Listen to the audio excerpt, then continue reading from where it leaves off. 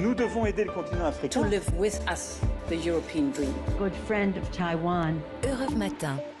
La revue de presse internationale sur Europe 1 nous emmène d'abord en Afrique du Sud ce matin avec vous, Patricia Huon. Bonjour. Bonjour. Alors, de quoi parlent les gros titres de la presse sud-africaine ce matin ? Du plan pour la transition énergétique du pays présenté à la COP27. L'an dernier, dit News24, une coalition de pays riches, dont la France, avait mis sur la table un montant de 8,5 milliards de dollars. Et 10 milliards supplémentaires viennent d'être promis, ajoute le Mail and Guardian.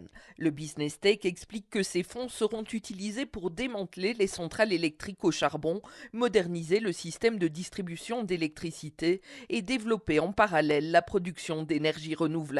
Un grand pas en avant, estime le Daily Maverick, alors que l'Afrique du Sud, le plus gros pollueur du continent africain, tire toujours 80% de son électricité du charbon. Mais sur la radio Cape Talk, des experts s'interrogeaient sur la capacité de ce plan à répondre à la crise énergétique que traverse le pays, où les coupures d'électricité sont quotidiennes. Partons maintenant pour la Thaïlande avec vous, Carole Izou. Et qu'est-ce qui fait la une des journaux là-bas ? La presse thaïlandaise salue la tenue de 3 sommets internationaux dans la région en à peine une semaine. D'abord le sommet de l'ASEAN qui s'ouvre vendredi à Phnom Penh au Cambodge où Joe Biden est annoncé.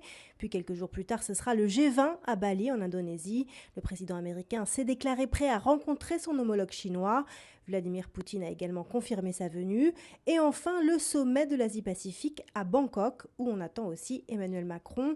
La preuve que l'Asie du Sud-Est compte désormais sur la scène internationale pour le Bangkok Post. Le quotidien explique comment les leaders des pays de la région, perçus comme neutres dans les grands conflits contemporains, espèrent jouer les médiateurs, non seulement entre la Russie et l'Ukraine, mais aussi dans la guerre économique et technologique que se livrent les États-Unis et la Chine.